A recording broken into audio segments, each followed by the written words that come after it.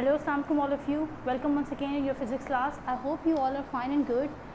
In today's lecture, we're going to discuss about mirror formula or you can say equation of spherical mirror. ठीक है, mirror formula भी हम इसको कह सकते हैं और क्या कहेंगे हम equation of spherical mirror.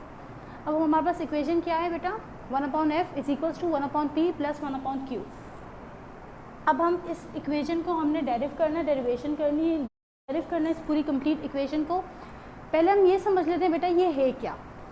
f क्या है हमारे पास फोकल लेंथ, p क्या है हमारे पास स्मॉल p ऑब्जेक्ट डिस्टेंस और स्मॉल q हमारे पास क्या है बेटा इमेज डिस्टेंस. ठीक है, फोकल लेंथ ऑब्जेक्ट डिस्टेंस और इमेज डिस्टेंस हमारे पास.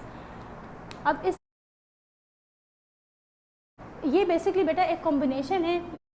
मिरर फार्मूला आपने करना है, इसके बाद इसकी आप हेडिंग डाल दें मिरर फार्मूला की.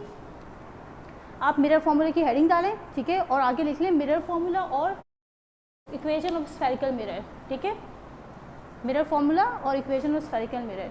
तो इसकी आप डेफिनेशन में लिखवा देती हूँ बेटा.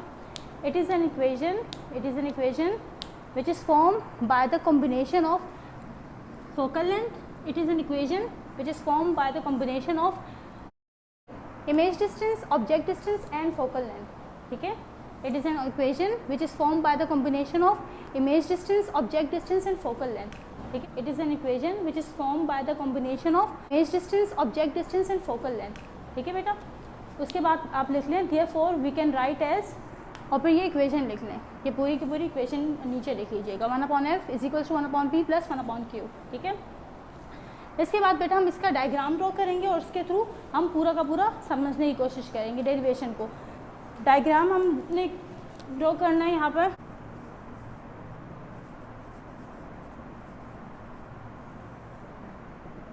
ये डायग्राम.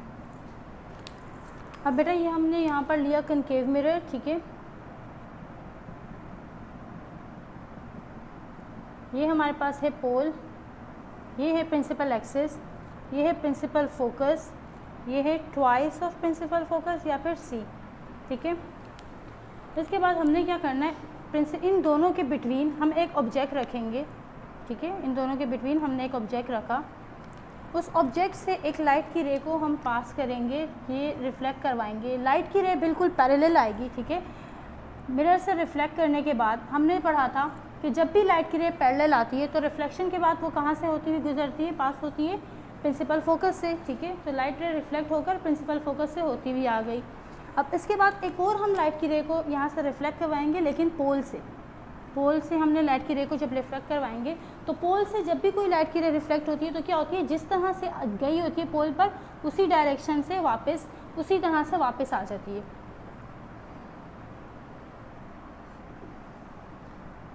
जैसे जाती है उसी तरह से वापस आ जाती है. हम इसको थोड़ा सा सही कर लेते हैं.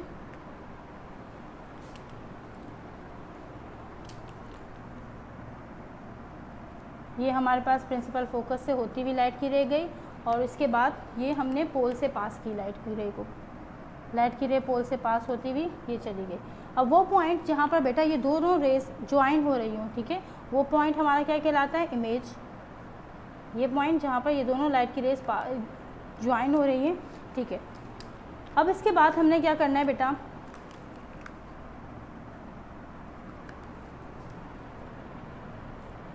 ऑब्जेक्ट से लेकर पोल तक का जो डिस्टेंस है बेटा, उस डिस्टेंस को हमने क्या नाम दिया था, ऑब्जेक्ट से लेकर पोल तक का जो डिस्टेंस होता है इसको कहते हैं स्मॉल p से रिप्रेजेंट करते हैं और ये क्या होता है, ऑब्जेक्ट डिस्टेंस. ठीक है, इसी तरह से ऑब्जेक्ट से लेकर इमेज से लेकर पोल तक का जो डिस्टेंस होता है बेटा वो क्या होता है, इमेज डिस्टेंस, और उसको हम क्या स्मॉल q से रिप्रेजेंट करते हैं.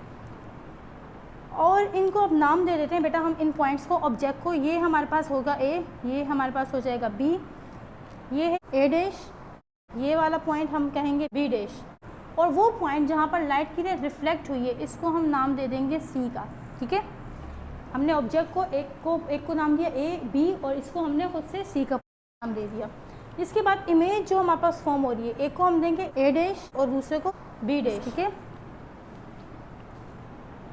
अब बेटा हमने ये देखना है प्रिंसिपल फोकस और पोल के बिटवीन जो डिस्टेंस होता है, इस डिस्टेंस को क्या कहते हैं, प्रिंसिपल फोकस और पोल के बिटवीन जो डिस्टेंस है फोकल लेंथ कहते हैं. हम चैप्टर में स्टार्टिंग में पढ़ लिया था, इस चैप्टर में फोकल लेंथ. ठीक है, और यहाँ से लेकर यहाँ तक का इसके बिटवीन का जो डिस्टेंस है फिर ये क्या कहलाएगा?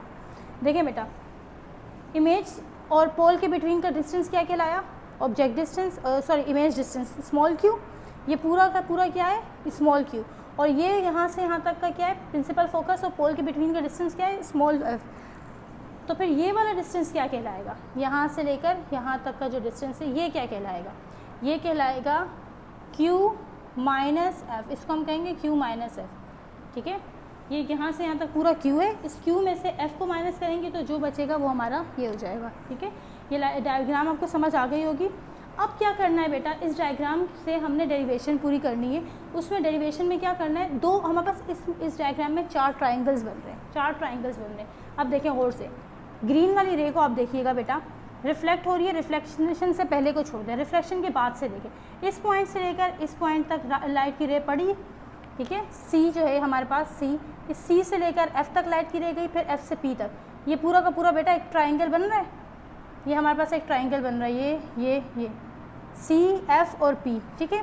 एक और सेकंड ट्राइंगल कौन सा है बेटा? एफ बी डैश, ए डैश, ए से लेकर एफ तक, फिर एफ से लेकर बी डैश तक। तो ग्रीन वाली रे से हमारे पास 2 ट्राइंगल्स बन रहे हैं, ए डैश, एफ और बी डैश। अब हम और इसी तरह से हमारे पास जो रेड रे आ रही है उससे भी 2 ट्राइंगल्स बन रहे हैं। टोटल हमारे पास 4 ट्राइंगल्स बन रहे हैं। यहाँ से क्या ट्राइंगल बन रहा है बेटा? देखें, ए से लेकर पी तक जब ये लाइट की रे गई तो ए, पी और बी, ये पूरा एक ट्राइंगल बन रहा है, ए, पी और बी, ठीक है। इसी तरह से बेटा पी से जब पी से लाइट की रे रिफ्लेक्ट हुई तो आप ये देखें, ए डे, पी, बी डे, ये पूरा एक ट्राइंगल बन रहा है, ये पूरा एक ट्राइंगल बन रहा है। तो हमारे पास टोटल 4 ट्राइंगल्स बन रहे हैं, ठीक है। हम यहाँ पर लिख भी देते हैं, ये ग्रीन वाली रे का जो हमारे पास ट्राइंगल बन रहा है वो क्या बन रहा है? सी से पी तक, सी, एफ और पी, ये पूरा एक ट्राइंगल बन रहा है ग्रीन से। हमने लिखा ट्राइंगल सी एफ पी, ठीक है। इसके बाद बेटा हमारे पास सेकंड ट्राइंगल कौन सा है? ये देखें, एफ से यहाँ तक बी डैश, ठीक है, से फिर ए तक, ए डैश, ठीक है। ये पूरा एक ट्राइंगल बन रहा है। तो हम क्या लिखेंगे? ट्राइंगल ए डैश से लेकर एफ, फिर एफ बी डैश तक, ये पूरा एक ट्राइंगल बन रहा है, ए डैश, एफ और बी डैश। और फिर यहाँ ये हमारा ट्राइंगल बन गया। अब रेड वाली रे का आप देखो, रेड वाली रे से आपके कौन से ट्राइंगल बन रहे हैं? रेड वाली रे से भी हमारे 2 ट्राइंगल बन रहे हैं। कौन से बन रहे हैं? देखो, ए से लेकर पी तक जा रहा है, फिर पी के बाद बी, ये पूरा एक ट्राइंगल बना, ए, पी और बी, ये ट्राइंगल बन रहा है। हमने लिख लिया ट्राइंगल ए, पी, बी। इसके बाद हमारा सेकंड ट्राइंगल क्या बन रहा है? पी से लाइट की रे रिफ्लेक्ट होकर आ रही है बी डैश तक, तो पी, बी डैश, ए डैश, ए डैश, पी, बी, ये हमारा एक ट्राइंगल बन रहा है। तो आप लिख लें ट्राइंगल ए डैश, पी और बी डैश। हमारे पास ये 2 ट्राइंगल बन रहे हैं, ठीक है। इसके बाद बेटा हम डेरिवेशन की तरफ आते हैं। डेरिवेशन हमने डेरिव करनी है। डेरिवेशन की हेडिंग डाल देते हैं बेटा यहाँ पे, ठीक है। अब इन ट्राइंगल्स को लेकर हमने डेरिवेशन करनी है इनके, ठीक है। अब डेरिवेशन की हेडिंग डाल दी। अब आप साथ में लिखो बेटा, consider 2 similar triangles, consider 2 similar triangle. पहले हम ग्रीन वाला ले लेंगे। क्या है हमारे पास ट्राइंगल? ट्राइंगल सी, एफ और पी। और सेकंड ट्राइंगल हमारे पास क्या है बेटा? ट्राइंगल ए डैश, एफ और बी डैश, ठीक है। ये हमारे पास आ गया। अब ये क्योंकि बेटा ये पूरा का पूरा जो डायग्राम है, हम इसमें से सिर्फ ग्रीन वाली जो रे उसका डायग्राम लेवल करते हैं, ड्रॉ करते हैं, ताकि हमें समझ में क्लियरली आ जाए। अब ये देखें बेटा, ये हमारे पास पॉइंट था पोल, प्रिंसिपल एक्सिस, प्रिंसिपल फोकस है। हमने लाइट की रे लेनी है ग्रीन वाली, ठीक है। ये जो ग्रीन से जो 2 ट्राइंगल्स बन रहे हैं हमने वो ड्रॉ बनाने हैं, ठीक है। रिफ्लेक्शन से पहले वाले को छोड़ दें बेटा। रिफ्लेक्शन के बाद जो लाइट की रे जा रही है हमने वो करनी है ड्रॉ। रिफ्लेक्शन के बाद हमारी सी से यहाँ से होती हुई ये लाइट रे यहाँ तक पहुँच गई। हमने इस पॉइंट को नाम दिया है सी का। ये हमारे पास एफ है, ये हमारे पास पॉइंट जो है ये हमारे पास है ए डैश, और ये वाला पॉइंट हमारे पास क्या है? बी डैश, ठीक है बेटा।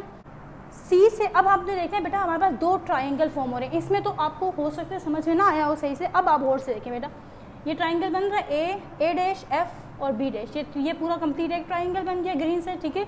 और एक ट्राइंगल बेटा ये रहा, एफ सी और पी, ये एक कंप्लीट ट्राइंगल बन गया। अब आपको क्लियरली पता चल रहा है बेटा, दो ग्रीन वाली रे से दो ट्राइंगल बन गए, ठीक है। हमने इस ट्राइंगल को अलग से करके लिखा, ड्रॉ किया। अब हम इसको देखेंगे डेरिवेशन को, किस तरह से ये हमारी डेरिवेशन होती है।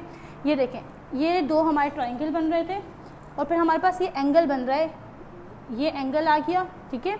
और ये हमारे पास 90 डिग्री बन रहा है, ये हमारे पास 90 डिग्री बन रहा है।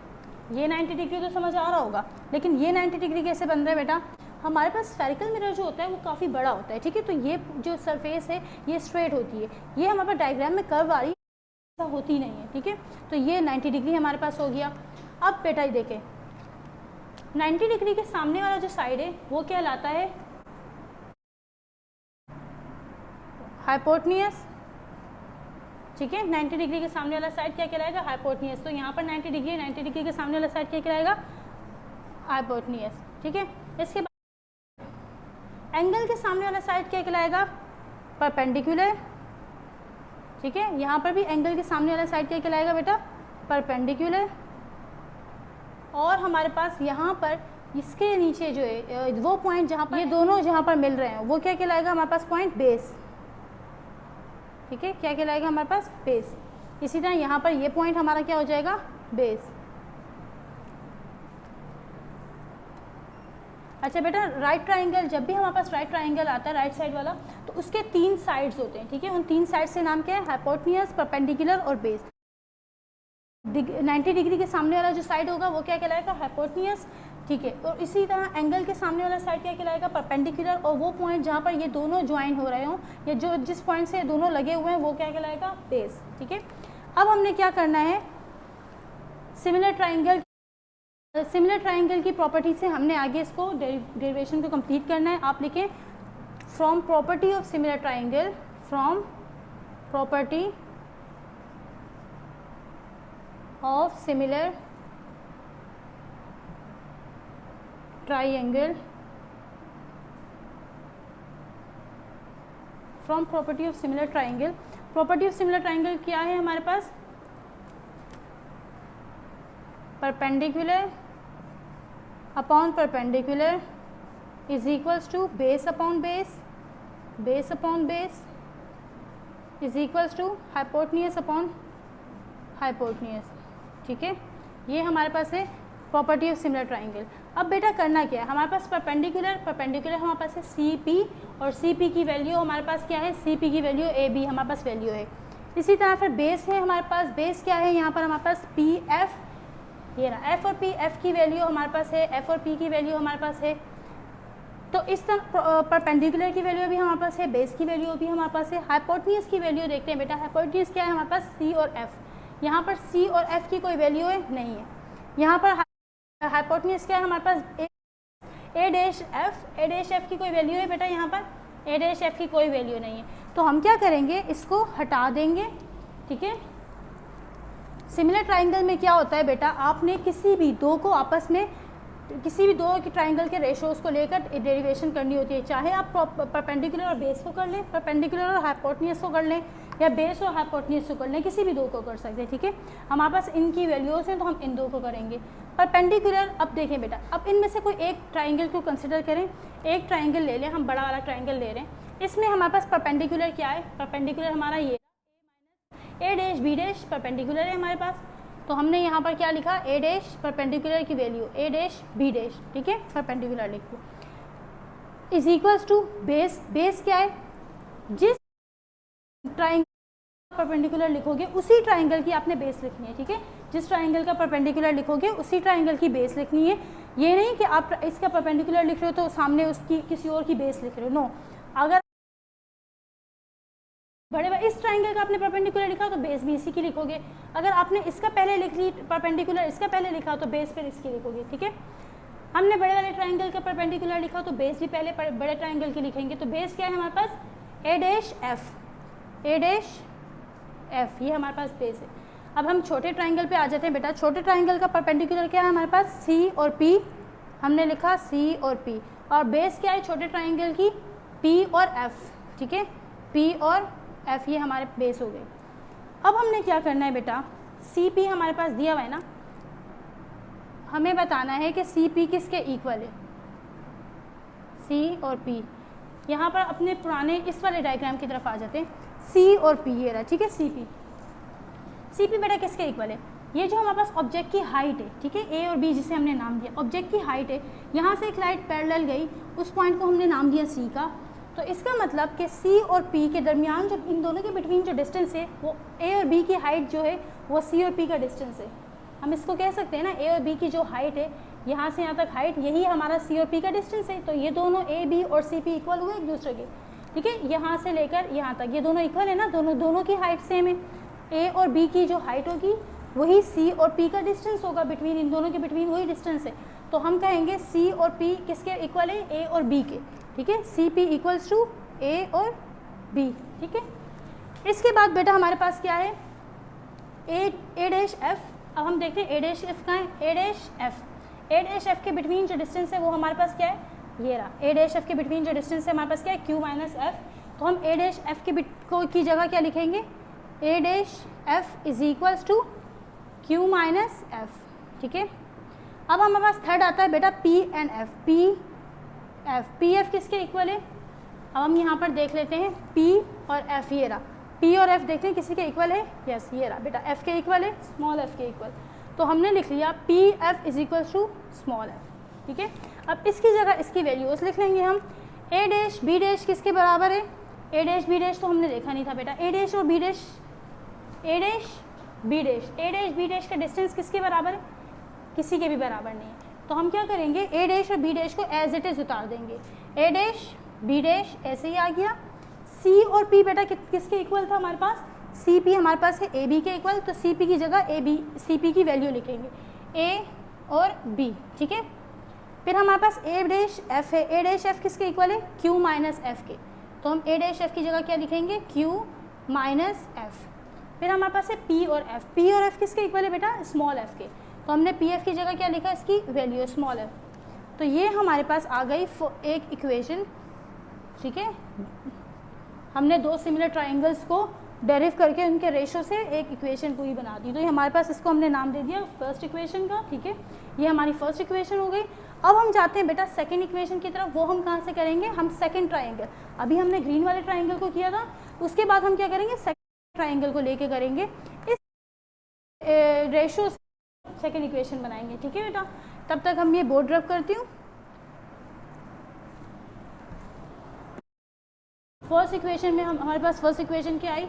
हमने दो सिमिलर ट्राइंगल्स जो ग्रीन वाले थे, ग्रीन रे से जो दो सिमिलर ट्राइंगल्स बन रहे थे, हमने उनको कंसिडर करके एक इक्वेशन निकाल दी, ठीक है। उसके बाद अब हमारे पास सेकेंड इक्वेशन क्या होगी बेटा? रेड वाले जो हमारे पास दो ट्राइंगल बन रहे हैं, ठीक है, इनसे हम इनको लेंगे, इसका एक डायग्राम ड्रॉ करेंगे और फिर कंसिडर करके इससे भी एक इक्वेशन हम बनाएंगे, ठीक है। रेड वाले जो रेड रे है जिससे दो ट्राइंगल बन रहे हैं, ठीक है। तो आप यहाँ पर लिखें बेटा, consider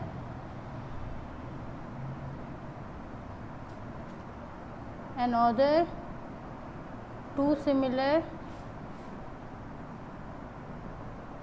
triangles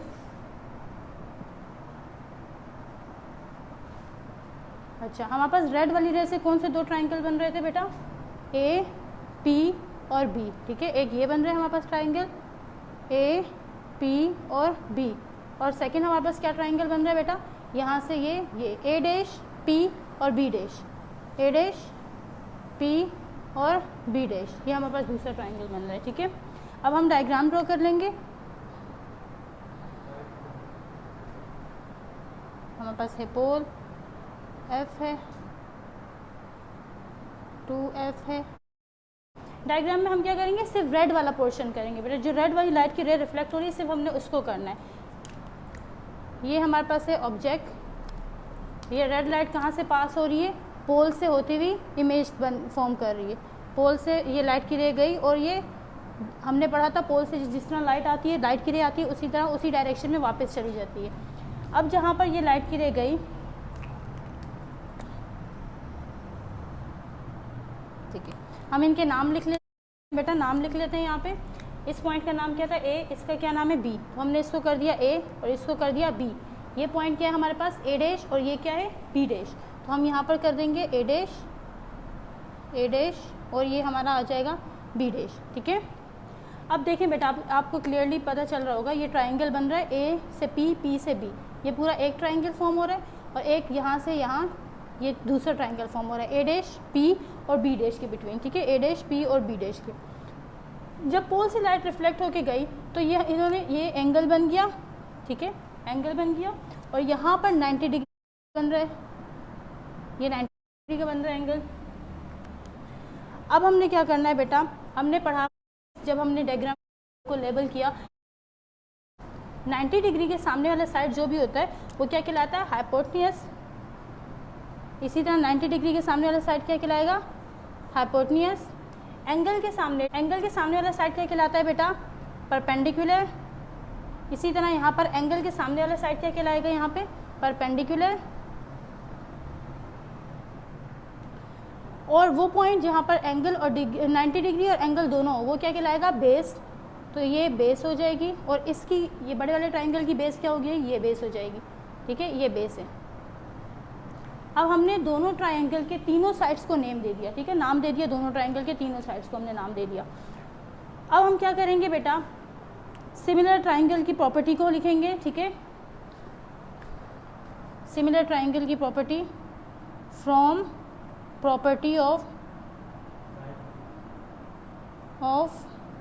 similar triangle.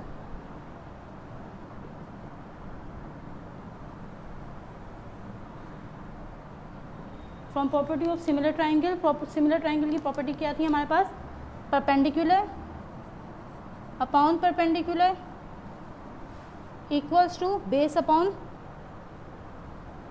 Base, ठीक है। अब बेटा हमने क्या कहना है, परपेंडिकुलर हमने कोई एक ट्राइंगल को ले लेना है, हमने बड़े वाले ट्राइंगल को ले लिया, ठीक है। इसका परपेंडिकुलर क्या है, ए डैश और बी, ये परपेंडिकुलर है, तो हमने क्या लिखा, परपेंडिकुलर के नीचे ए डैश और बी डैश। अब देखना है बेटा, हम जिसका परपेंडिकुलर लेंगे उसी की बेस को हमने सामने लिखना है, जिसका परपेंडिकुलर लेंगे उसी की बेस को हमने सामने लिखना है, ठीक है, नॉमिनेटर में। तो हमने परपेंडिकुलर लिया बड़े वाले ट्राइंगल का, तो बेस भी हम बड़े वाले ट्राइंगल की लेंगे, तो बेस क्या है, ए डैश और पी, ठीक है, हमने यहाँ पर लिख दिया ए डैश और पी। अब हमारे पास परपेंडिकुलर क्या है बेटा, बड़े ट्राइंगल का, बड़ा ट्राइंगल हमारा हो गया। अब छोटे ट्राइंगल का परपेंडिकुलर क्या है यहाँ पे, ए और बी, तो हम यहाँ नीचे लिखेंगे ए और बी। इसी तरह बेस क्या है बेटा छोटे ट्राइंगल की, बी और पी, पी बी, ठीक है, पी बी, ये हमारे पास बेस हो गई। अब हमने क्या करना है, ए बी हमारे पास है। अब हम ये देखेंगे बेटा, सॉरी, ए डैश पी हमारे पास है, A dash P, A dash P किसके इक्वल है, इस डायग्राम पे आ जाएं। ए डैश पी किसके इक्वल है बेटा, ए डैश से पी तक का जो डिस्टेंस है वो किसके इक्वल है, क्यू के इक्वल है ना। ए डैश और पी इन दोनों के बिटवीन का डिस्टेंस देखो, क्यू के इक्वल आ रहा है, स्मॉल क्यू के इक्वल, तो ए डैश पी किसके इक्वल हो जाएगा, क्यू के। तो हमने लिख दिया A dash P equals to small Q. फिर उसके बाद हमारे पास आ रही है बी पी, तो हम देखेंगे बी पी बेटा किसके इक्वल है, सॉरी यहाँ पर हमारे पास है पी बी, ठीक है, पी बी। अब हम देखते हैं किसके इक्वल है, यहाँ पर देखें बेटा पी और बी के बिटवीन जो डिस्टेंस है वो किसके इक्वल है, यहाँ पे किसी के भी इक्वल नहीं है नीचे। अब हम ऊपर की तरफ देखते हैं पी और बी से का डिस्टेंस किसके इक्वल है, स्मॉल पी के इक्वल है, तो हमने यहाँ पर क्या कर दिया, स्मॉल पी, ठीक है। अब हम क्या करेंगे बेटा, इनकी वैल्यूज़ में ये पुट कर देंगे, ए डैश बी डैश इसी तरह आ जाएगा हमारे पास, A dash B dash equals to A B, हमारे पास ऐसे ही आ गया ए बी। अब हमारे पास है A dash P dash, A dash P dash किसके इक्वल है बेटा, ए डैश पी डैश किसके इक्वल है, स्मॉल क्यू के, तो ये हमारे पास स्मॉल क्यू आ गया। और पी और बी किसके इक्वल है बेटा, स्मॉल पी के, तो पी पी की जगह हमने क्या लिख लिया, स्मॉल पी, ठीक है। अब ये हमारे पास आ गई बेटा सेकेंड इक्वेशन कंप्लीट हो गई हमारे पास ये क्या फॉर्म हुई, सेकेंड इक्वेशन, ठीक है, ये हमारे पास सेकेंड इक्वेशन आ गई। अब हमने क्या देखना है, देखो बेटा, अब हम एक क्वेश्चन आता है कि हम इसको भी तो हमने इसका हम लेना, हमने जैसे इसका लिया ए और पी की वैल्यू ली, बी और पी की वैल्यू ली, ए डैश और बी डैश और ए और बी की वैल्यू क्यों नहीं ली, क्योंकि बेटा देखो ए डैश और बी डैश की वैल्यू हमारे पास है ही नहीं। ये देखें ए डैश और बी डैश, ए डैश और बी डैश की वैल्यू हमारे पास कुछ है नहीं है। इसी तरह ए बी हम देखते हैं, ए बी हमारे पास ए बी है, ये ए बी की वैल्यू क्या है, सी और पी, ठीक है, यही है। हमने पिछली फर्स्ट इक्वेशन में इसकी जगह ए बी को रखा था, तो अब हम दोबारा इसको ए बी को ही रहने देंगे। और एक और भी रीज़न है बेटा, देखो इसका लेफ्ट हैंड साइड जो है वो फर्स्ट इक्वेशन का लेफ्ट हैंड साइड और सेकंड इक्वेशन का लेफ्ट हैंड साइड दोनों सेम है, हमें सेम ही चाहिए लेफ्ट हैंड साइड, तो इसलिए हमने इसको इसी तरह एज इट इज़ रहने देना है, ठीक है। अब हम क्या करेंगे, एक फर्स्ट इक्वेशन को बेटा, फर्स्ट इक्वेशन को और सेकंड इक्वेशन को दोनों को कंपेयर करेंगे और हम इक्वेशन करेंगे अपनी सॉल्व, मिरर इक्वेशन को सॉल्व करेंगे, अपने फॉर्मूले को डेरिव करेंगे, ठीक है। फर्स्ट इक्वेशन और सेकंड इक्वेशन को कंपेयर करके अपने फॉर्मूले को डेरिव करेंगे हम, ठीक है बेटा। तो हम लिखते by comparing equation 1 and 2, equation 1 और 2 को हमने कंपेयर करना है। हमारे पास लेफ्ट हैंड साइड दोनों का सेम है, तो राइट हैंड साइड भी सेम हो जाएगा। फिर हम ये यहाँ का राइट हैंड साइड लेंगे, q minus F upon F equals to q upon p, ठीक है। अब बेटा ये देखें, ये जो f है ये इसके साथ और इसके साथ दोनों के साथ, ये f जो है दोनों के साथ डिवाइड हो रहा है, ठीक है। तो अब हम क्या करेंगे, इनको अलग अलग करके दोनों के साथ डिवाइड करेंगे, q अपॉन f हो जाएगा माइनस f अपॉन f हो जाएगा equals to q upon p, ठीक है, equals to q upon p। अब f से f कैंसिल हो जाएगा, यहाँ पे 1 आ जाएगा, f से f कैंसिल हो गया, यहाँ पे 1। बेटा यहाँ पर कैंसिल नहीं हो सकता था, ठीक है, इसीलिए हमने इसका एलसीएम लिया। यहाँ पर डायरेक्ट नहीं हो सकता था कैंसिल, तो हमने इसका एलसीएम लिया, f से f कैंसिल हो गया, यहाँ पर 1 आ गया, यहाँ पे हमने कुछ भी नहीं लिखा। इसको हम कर लेते हैं रब,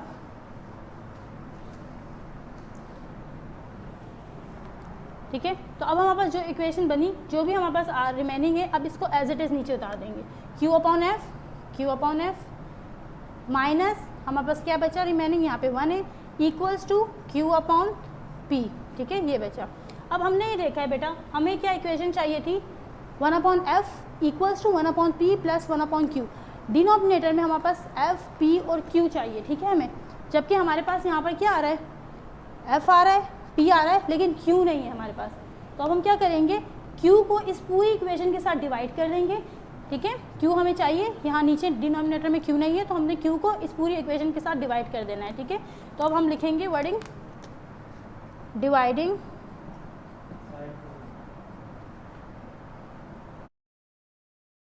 above equation, dividing above equation